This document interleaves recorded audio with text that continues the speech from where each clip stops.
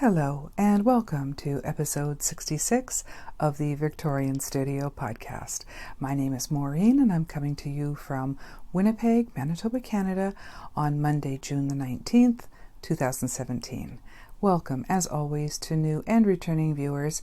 Thank you so much for spending some time out of your day to spend with me here in my studio. I hope you enjoy seeing what I have to share.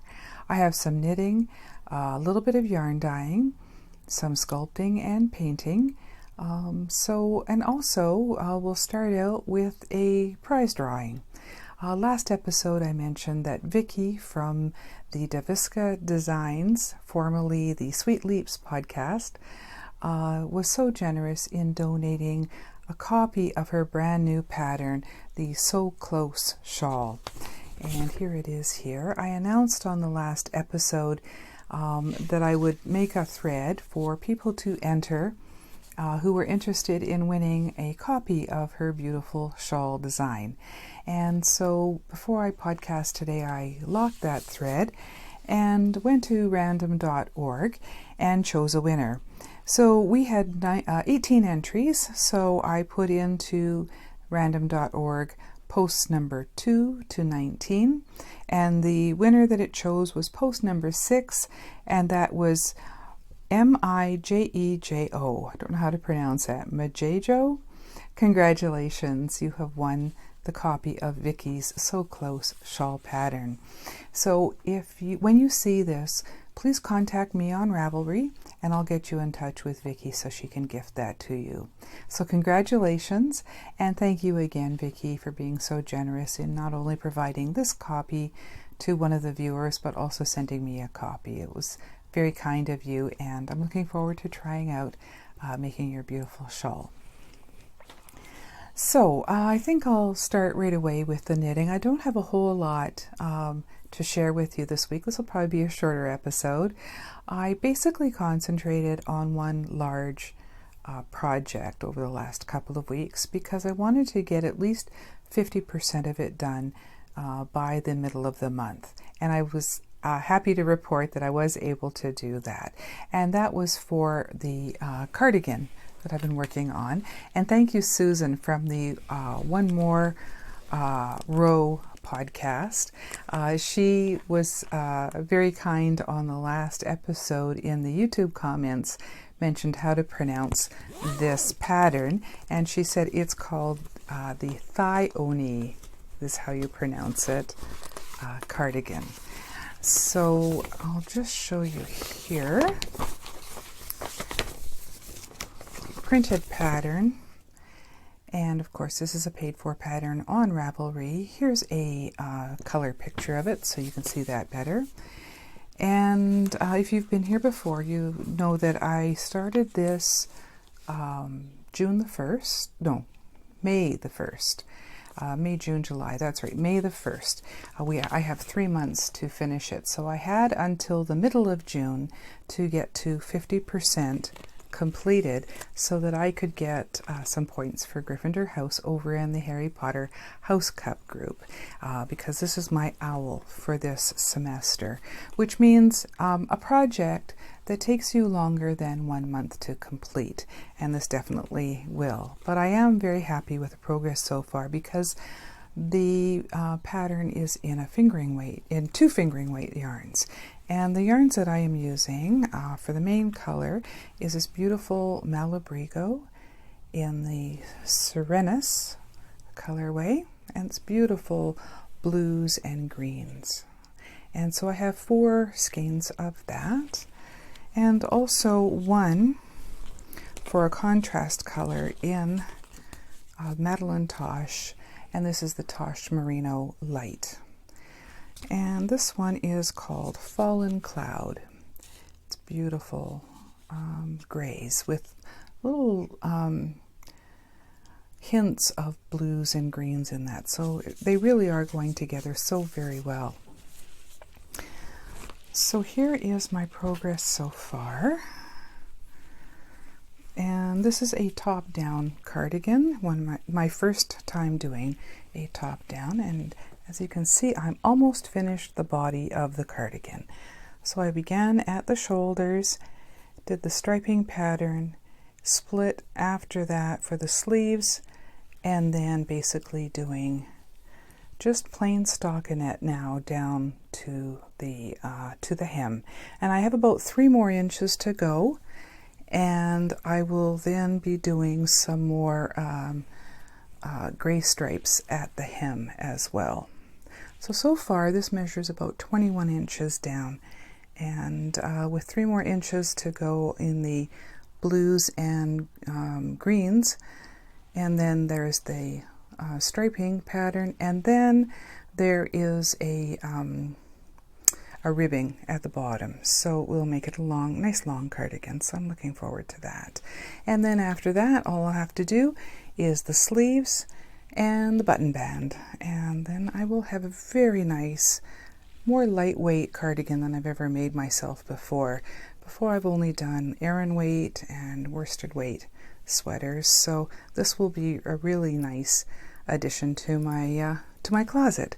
I'm really looking forward to getting that done. But I have now at least a little under a month and a half to finish that off, and I think that's perfectly doable. So yeah, I'm really pleased that I was able to find this very nice pattern to do.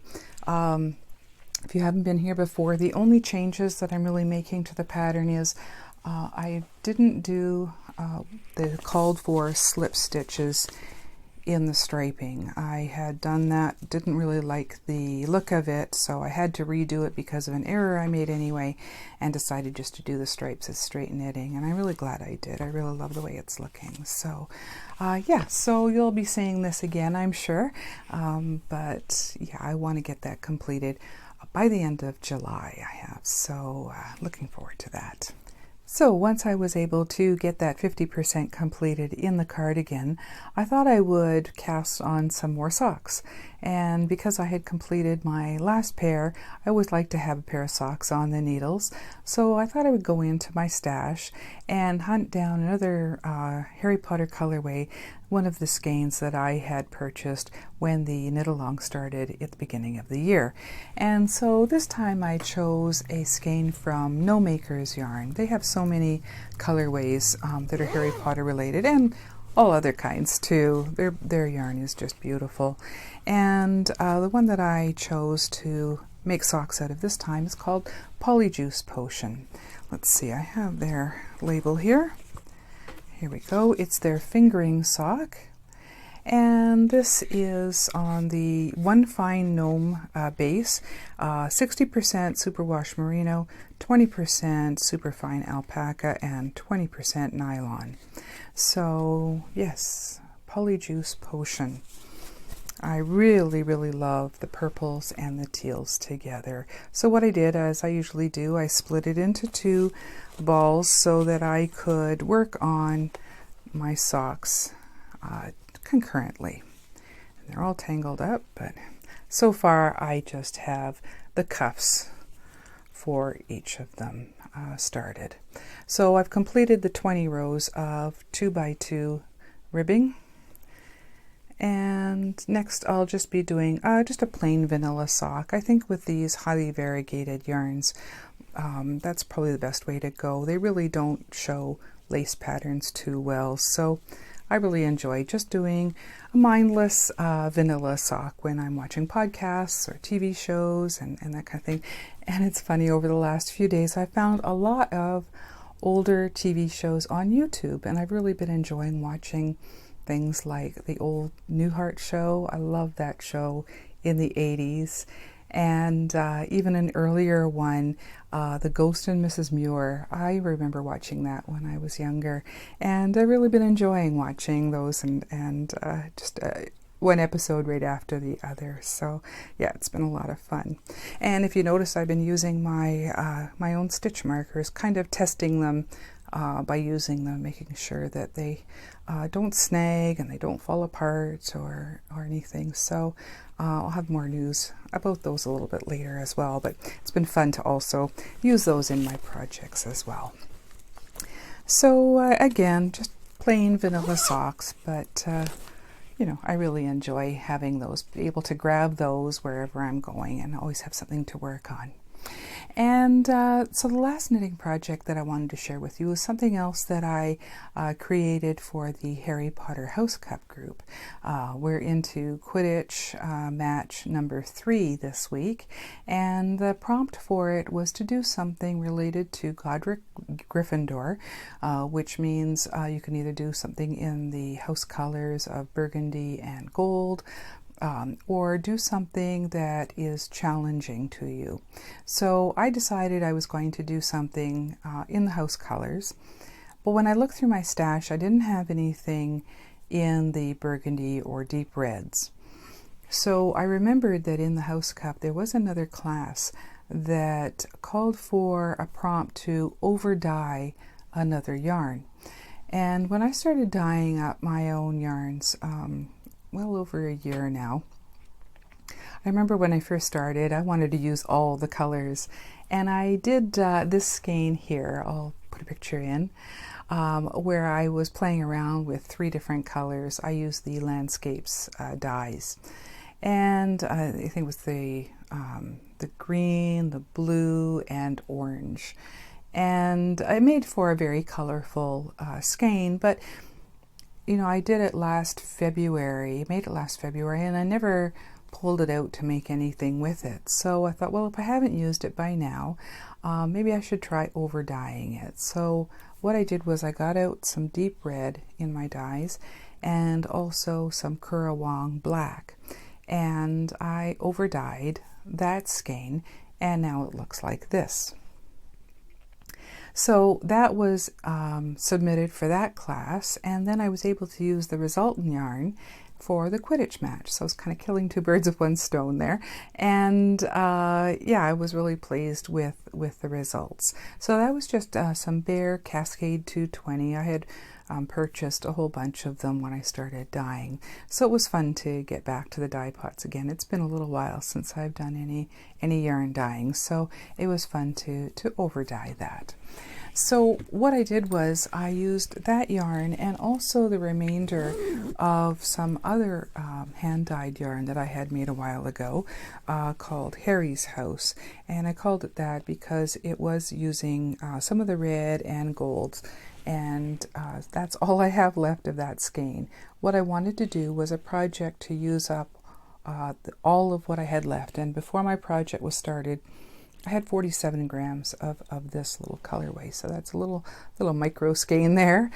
And this is what's left of the over-dyed yarn that I created recently.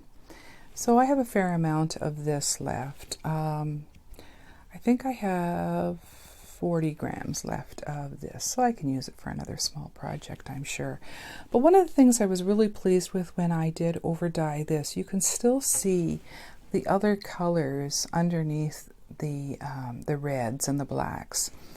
And when you're in like the Hogwarts houses, you get to know the other house colors. Slytherin is green and silver.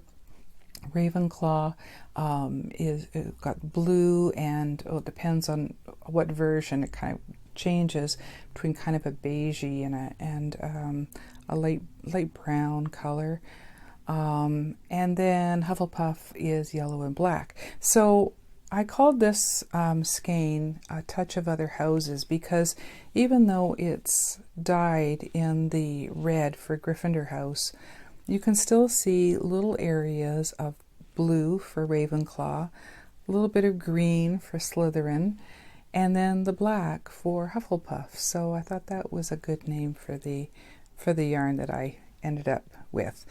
So it was a lot of fun to make something out of this. And because it's a worsted weight, Cascade 220, I was trying to decide what I was going to make out of these two yarns. And what I decided to do was a pair of slippers. And I went on Ravelry and looked through the patterns for slippers, but nothing really caught my eye.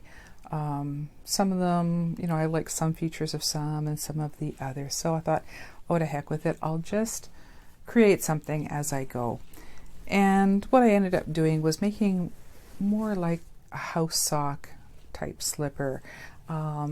because I've made so many socks, I know how to do the heel and the foot and the toe decreases, of course. And all I changed for this was basically the cuffs. So instead of a regular sock cuff, what I wanted to do was something that folded down and was fairly open. So it only took a day to make each of these, and those weren't full days. That was counting the time that I spent, of course, this weekend for Father's Day, visiting with my dad and taking hubby back and forth to daughter's place. So it was, just a few hours each to make some slippers for myself. So these are really, really comfy. What I wanted to do was make something that used up as much as I could of the yellow and gold. And as you can see, I striped a little bit of the red in there so it wouldn't be such a jarring difference between the cuff and the rest of the foot, and then used the red for the foot part of the slipper. So basically, these, I can pull them on because they're a heavier weight. They are a little bit bigger. I made these on size US 5s needles, so they're a little bit bigger than my regular socks, so they go over my other socks. These would be great in the winter time when it's cold and I want to just throw on something comfy on my feet, over top even another pair of socks. So all I did was I used my circular needles, but I just started out by casting on I think it was 48. Now I have all the line for line instructions on how I made these in my project page, which you'll be able to find through the links in the description box below. But I cast on 48 and just did garter stitch for quite a few rows, as I said, putting in a few of the striping patterns in there. So I slip stitched the edges so they'd be a little bit neater. So basically just went back and forth in a garter, and then when I was wanting to change to the red, I then joined it in the round and then started just knitting stockinette. And I started out by just a couple of rows before starting a German short row heel, and then did enough for the foot and then the regular toe decreases. So it's kind of hard to see these, and it was kind of hard to put them on the sock blockers. They really didn't fit on them too very well. So here's a picture of them on my feet, which shows a better way of how they look. So yeah, that was a really quick project. I'm really glad that I was able to use up that yarn and have a use for my newly dyed yarn too. So yeah, I'm very pleased with that project.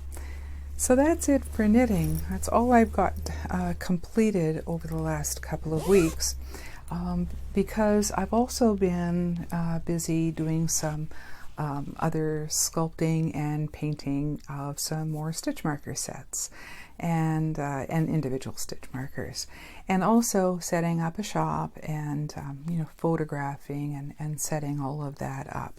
So I'm hoping to have a place to sell my stitch markers all set up by July the 1st. I thought that would be a good date to open my shop officially, and then if anybody wants any of the stitch markers that I've shown previously that I have extras of, I'll throw them in the shop there. So I have a fair amount now, but setting up the shop does take a fair amount of time and planning and photography and that kind of thing. So I think by July the 1st I'll have a fairly good stock in there. So the next episode that I'm going to record will be July the 3rd. So I will announce in my Ravelry group and probably on Instagram when I do open up my shop. What I did do over the last couple of weeks was two more styles of stitch marker that you haven't seen before, or progress keepers. I did do, first of all, I did a lemon meringue pie, and there was two reasons for doing this. One was lemon meringue pie is my dad's favorite dessert. And what I thought I would do is this little miniature lemon meringue pie, keep a stitch marker for myself, but also put one on his Father's Day present as a kind of a decoration on the bow of the box of the gift that I gave him, and he was really pleased with it when I gave it to him the other day. So I have a couple of pieces here that I can show you.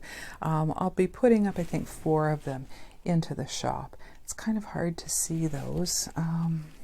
I will again put pictures at the end so you can see both how I made them and also what they look like now. So those again are made with a polymer clay with some lemon canes on the top, and I've painted the tops for the meringue so they look baked.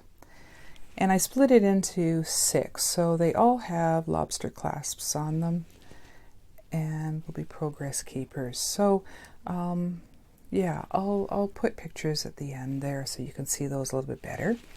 So I did that pie, and also the other thing that I've been working on is something that I've wanted to do for quite a while and have tried a few different methods on how to create them, and I think I finally figured out the best way to do it. And that is, I wanted to make stitch markers that look like little skeins of yarn.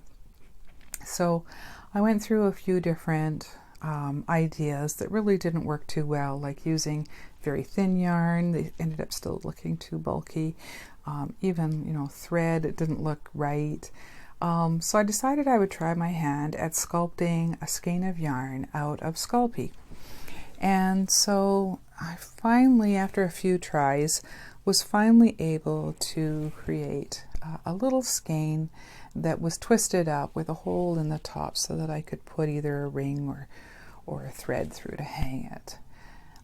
So it's a 3D skein, and what I wanted to do, because it took me a while to sculpt this and to create all of the different lines. Again, I'll put pictures at the end because it is so very hard to see, I know. I decided to mold it, and then I could create copies much easier than trying to individually sculpt each one separately. So what I did was I used my good old Mold Magic, I think it's called. It's the same stuff I've used before. And I wanted to do a 3D mold so that it would have both sides. So what I did was I molded all the way around that little skein after I baked it, and then I cut the mold in half when it was all set. And so there's the 2 halves. And then what I do is I use cornstarch in each mold side, and then put in some new Sculpey, and then press both sides together. I put the Sculpey in both sides, and then press them together, and then I was able to then pull it apart, get a 3D mold that I could bake, and then shave down the seams, and it seemed to work okay. So I was pleased with the results. So far I've made half a dozen or so of these. And the other idea I wanted to do when I made these little skeins for stitch markers is to make them look like, real, well, as close as I could get anyway, skeins of yarn. So I wanted to make them all different colors. And what I did was I took some of the skeins of yarn that I had in my stash and tried to replicate them a little bit at least. They're not perfect copies, of course, but I tried a couple of different methods. If you see in my studio here, I think you can see these Copic markers. These are alcohol ink markers. And my first 2 attempts at coloring some skeins of yarn were using the Copic markers. But unfortunately, when I went to varathane them to protect them, the varathane made the alcohol ink run a little bit. So I really wasn't pleased with the results in that. So my next try was using good old acrylic paint, and I think that's what I'll use from now on. So the other 4 that I've done were done using acrylic paint. So let's see, I'm trying to remember which ones I started out with. I believe, yes. These are the ones that I did. I'll just put these down while I talk about them. I did the first 2 using the alcohol ink markers, And so here's the first one. It's just different reds. I believe I was using the Philosopher's Stone skein of yarn that I have. And what I did was, after I colored it, I put 2 coats of varathane on that. And then I printed out some really teeny tiny labels and used glossy accents to attach those on, so that's all sealed up as well. And to hang them for now, I'm going to see how these work. I'll test them out myself first. I found in some old sewing supplies, I think that I got from my mom, some beading thread. And this is nylon thread. So I've used this to hang them. And I may use this, or I may put in silver or gold toned rings on them to make progress keepers out of them, or stitch markers. But at least that's the first one that I used with the alcohol ink markers. This one is also using the alcohol ink markers. But again, even though I could get a lot more colors and a lot more different shades, once I varathaned them, it really tended to run a little bit, so I wasn't pleased with that. So those were the first 2 that I attempted. And then I got out the acrylic paints and decided to do a few more. Let's see if I can get these so that you can see them well. So there's a few more that I've created. One using different shades of blue. Another one, again, almost like that other skein of, I think it was another Harry Potter colorway, when none can live. Well, none can live unless the one dies or something. It was a Harry Potter Voldemort colorway. That's why it's red and green. And then I did one with stripes, so it looked like self-striping yarn, and one with just little speckles, so it looked like speckled yarn. So I'm having fun just doing little variations on those little skeins of yarn. So yeah, I'm hoping that I'll make a few more, test them out, make sure they you know, are durable enough, and they're very, very light. And yeah, I'll figure out the best way to put the attachments, the jewelry findings on them. But I thought I'd share that with you, because those, I think, you know, you've heard of regular skeins and mini skeins, and I even mentioned before this is a micro skein, but these are truly, I think, micro skeins of yarn. So yeah, a lot of fun to create those. I'm going to do a few more and see, you know, see if I like doing those. But yeah, so far so good. I'm really pleased that I finally was able to figure out a way to do skeins of yarn, because I really wanted to do that. So I thought they'd be fun to have as stitch markers or progress keepers. So let's see. I think that's all that I have to share. One of the other things that I was happy to see over the last few days was Lydia over at O Loops, that has the Harry Potter knit along in every fall that I participated in for the first time last year, came out with her Harry Potter colorways in her prefect kits and mini skein sets a few days ago, and of course they went very, very quickly. There might still be some in O Loops. So if you're interested in participating in that knit along this coming fall, take a look at her shop. I will make sure I link it in the description below, and there may be some still left. To participate, you must purchase at least one skein of her yarn. So I'm thrilled that this year I was able to catch those prefect kits. Even though we bought them now, they won't be coming until the end of August, so I don't have anything to show you yet, but as soon as I do get that, I'll be sure to share it with you. And of course, I went for the Gryffindor prefect kits, so I'm really looking forward to seeing what's all in that. She will be having some more updates, some other yarn that are Harry Potter related colorways. So again, I'll also link her Ravelry group. So if you are interested, she will put announcements in there of when those are going up, I think in a couple of weeks, and every couple of weeks for the next little while. And then she'll be offering up some yarn, I believe, just before the knit-along starts in September. So I'm really looking forward to participating in that again this year. Let's see. I think that's it.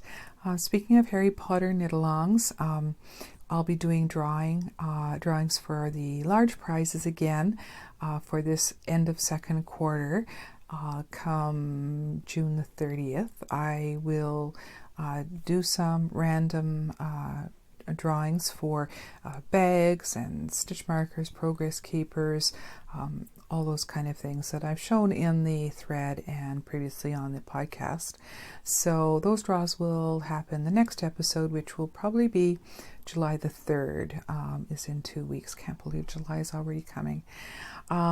So yeah, that will be the next episode. We'll be doing some drawing for that. So if you have some items that you want to put into that knit along, please do that before that the next episode. And I'll end the today's episode as normal with some photos and video of our last couple of weeks, including a very surprise visitor we had one morning while I was getting ready for work. Our bedroom windows look out our back yard, and right up against the house we have a deck, and then beyond that, then lots of mature trees and that. And I was really shocked to see right up at the corner of the deck, actually nibbling on a few of my flower boxes. Luckily, I haven't even put flowers in those flower boxes yet this year, but nibbling on what was growing out of them was a doe. And I've never seen a deer so close to the house. So it was quite the thing. Of course, both the cats were just staring out the window. But luckily I was able to get a couple of shots before she wandered away. But it was really, about 15 feet away from us. And it was really beautiful to see her right in our backyard. So our backyard is fairly long and it's open at the end, so she wasn't trapped at all. We often get wildlife wandering into our yard because we have these mature trees and we're open to the highway, which has a lot of green space along it, so we often get wildlife. But I think that's the first time that we've ever had a doe deer right up against the house this far in. So that was exciting to see. So I hope you enjoy seeing some pictures of that. So until 2 weeks time, thank you so much for visiting with me today. I hope you enjoyed seeing what I had to share. And as I mentioned, if I am able to get my shop open before the next episode, I'll be sure to announce it on Instagram and in the Ravelry group. So if you're not following me on Instagram, again, there's links in my notes if you would like to do that, to be kept abreast of when I'm doing shop updates over there. So thank you everyone for your interest so far, and I really do appreciate the support. So thank you everyone for coming today, and I will record again in 2 weeks time. So until then, take care, and I'll see you then. Bye-bye.